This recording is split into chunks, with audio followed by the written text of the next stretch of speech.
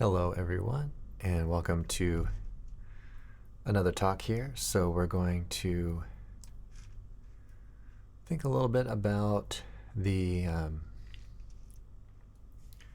chord progression for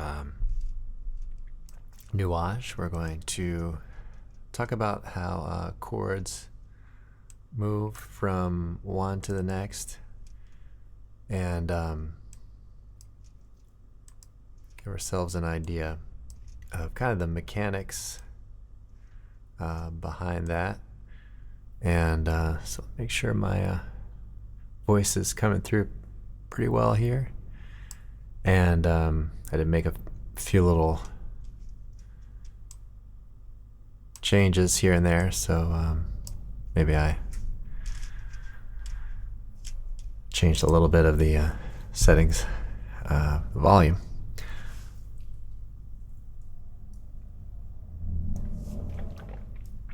All right, so we're going to start out here, and we'll actually write out some of the things this time and talk about those.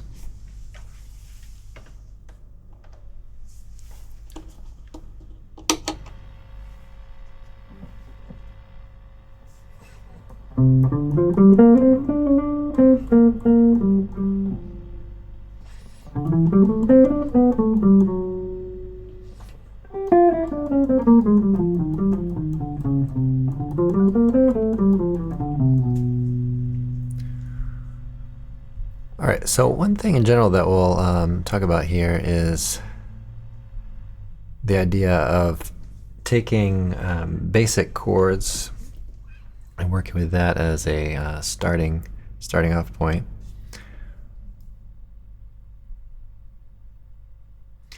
And so let's say we have a chord like this, so B flat minor 7. And our goal here is to kind of keep some smooth voice leading, and then we can make changes to it from there. So let's say we have the second inversion of E flat 7 here, right? And you can hear how that is going to change from this. So listen for the two notes, these two notes, which will remain the same.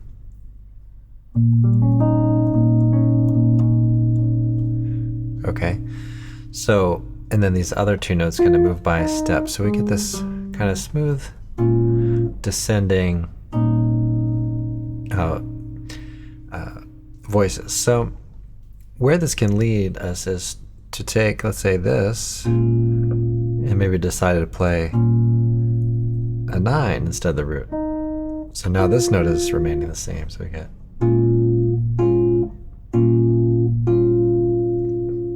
okay, so this note has moved down and all these other notes have remained the same. So let's listen for that. So.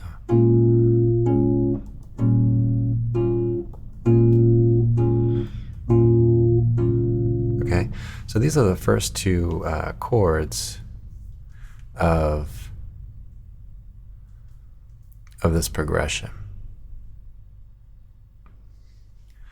All right, now we could also decide to maybe move the root along with it. So we could say, okay,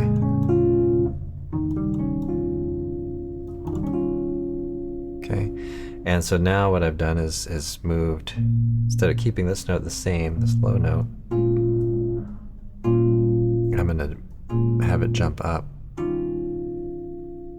Okay, so then our chord changes go like this.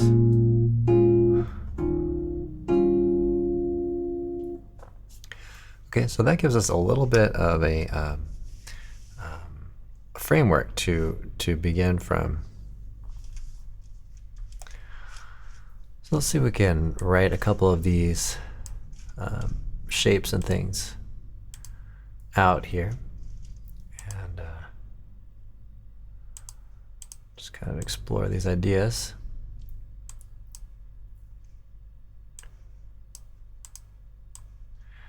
All right, so we start out with this B flat minor.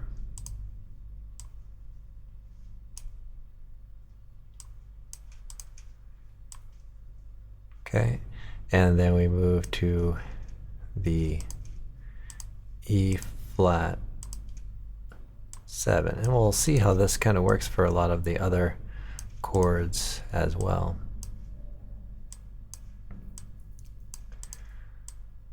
All right, so we have this. So if you're listening on the podcast, we're looking on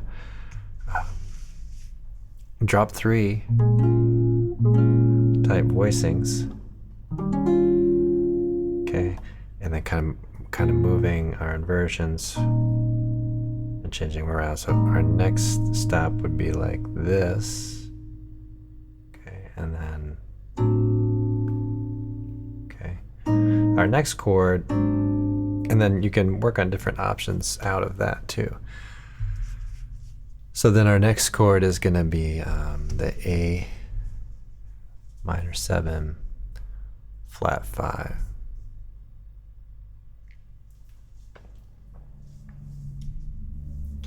All right, so we have this sort of shape.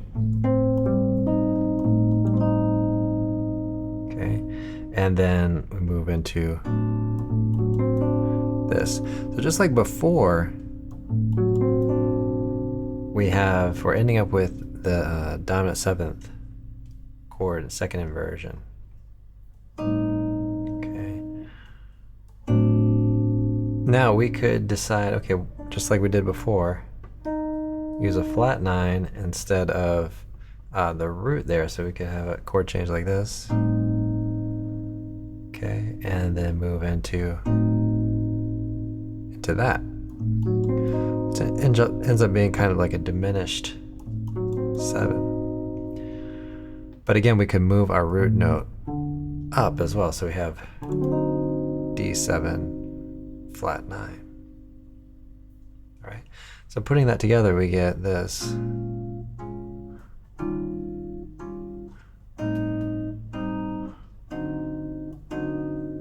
Okay. And then we get to the G6 chord. And then there are some options that we could do for moving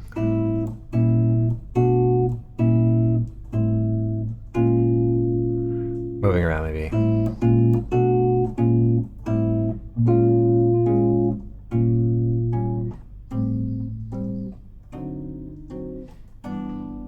Okay, so that's what we have there, and then so sort of the thing that we're trying to come at this with is using smooth voice leading and inversions and things. So let's take a look at another small progression from the tune. So we have F sharp minor 7 flat 5 going to B7. And then I'm going to go to E minor 6. All right, so let's check out what we can do with that. So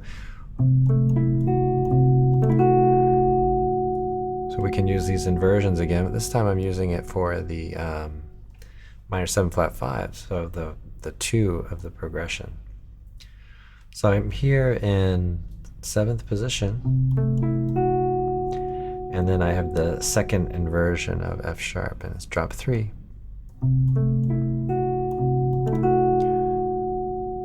Okay, and then we're going into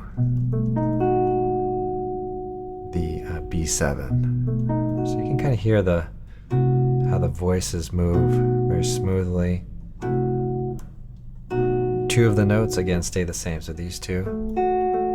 Let's listen for that. So we have this. Going to this, while the other 2 notes are moving.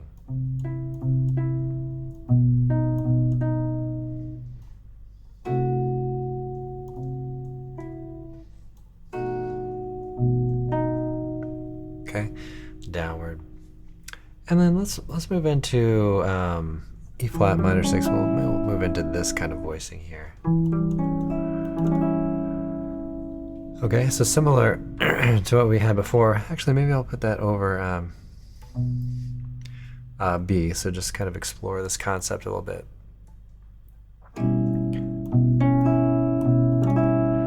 So this idea of keeping a string as a voice and moving things kind of through that. So F sharp minor 7 flat 5 to B7, and then to E minor 6. Okay. So over B. Now, if you have a bass player, then this situation with the bass note, as long as you, let's say, roll off some of the low end on your guitar, you shouldn't really conflict too much, but you definitely don't want to emphasize that lower end. But then they can play, the bassist can play root note, and you can focus on these kind of smooth voice leading sort of things. So let's change this one up a bit. So we can replace that root note with a 9. And then we could take this 5th and make it into a root note if we want to do that. So, so we're starting with those second inversions and first inversions of the drop 3 type voicings to give us some smooth voice leading options. It ends up putting the 3rd and the 7th of the chord on the middle 2 strings.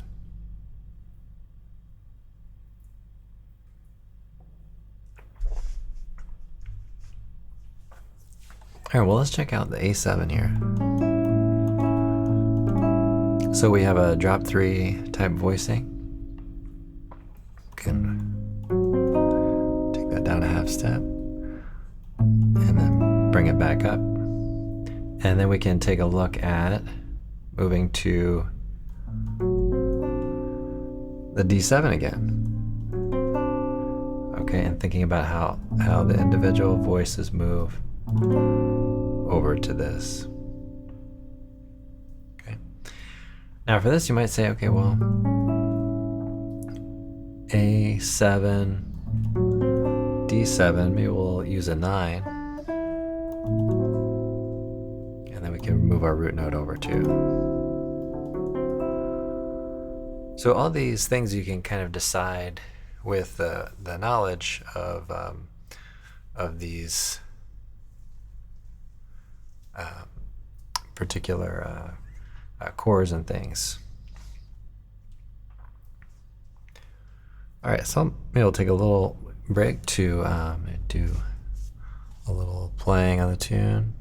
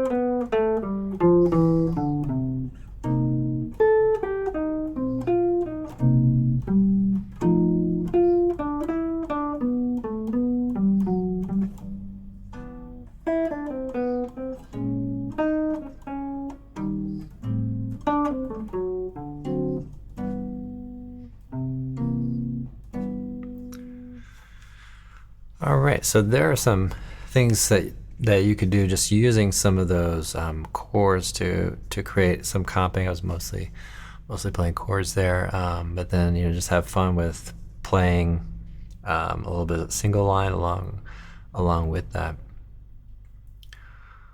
So let's take a look at a couple of other moments. We have some other chords that do come up. So we have this E flat minor 7. So let's check this out here in this position. So position 4, okay, and then going to the A flat 7. Okay, so this is similar to the motion that we had over here, although this one doesn't have the flat 5. So we have this shape, the sound, second inversion, E flat minor 7, and then the root position, A flat 7. Okay, all right. So there, that E flat minor, again, might take this and say, okay, let's put a 9 on it, or a 9 on it, and then maybe even change the root over. Okay, and get the A flat 7. So you might say, okay, maybe I'll put 13 on that. Okay, and then let's go to the D minor 7 flat 5. So we talked about this voicing earlier, and then the G7. So we're not including the flat 9. Okay, and then we can go to, let's say, C major 7. All right, and then we could change that up. So maybe replace the root with a 9. Replace the this low note with the root note. All right, so we have something to work with on that.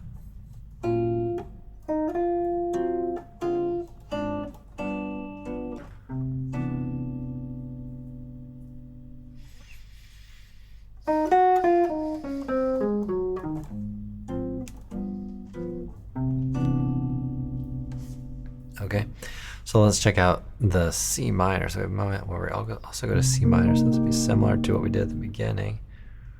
I'm going to the F7. So that's the second inversion. So if you're trying to kind of stay in the same spot and have a minimal movement with the chord voicings, or the chord voices, individual notes, then you can go from the root position of the C minor 7 to the second inversion of the F7, right? And then you might also do a little bit of what we did with changing the root to a 9, maybe changing the 5th over to the root. And you might say, well, I was already doing that, or that you were already doing that, but here you have maybe a little more background if you didn't already know about kind of how to get there from the more basic standpoint there. All right, and so we have another moment here where we have the G6, let's say to the C7, and then back to the G6. So we could also go from the G6 to the G9, or to the C9 rather, over G, and then back to the G6. You can see how little changes there.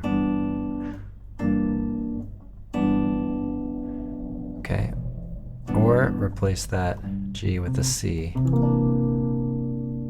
to get this. So we have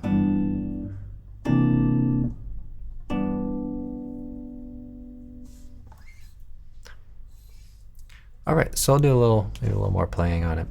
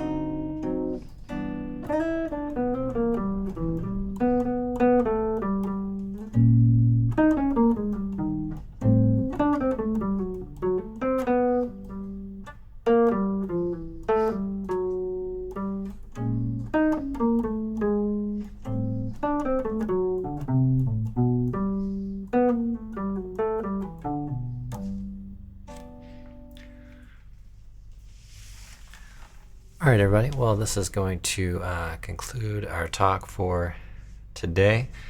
I should be doing talks about 1:30 on weekdays, on most weekdays. So keep an eye out for that.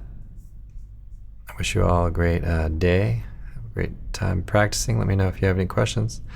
Let me know if there's anything I can help you with.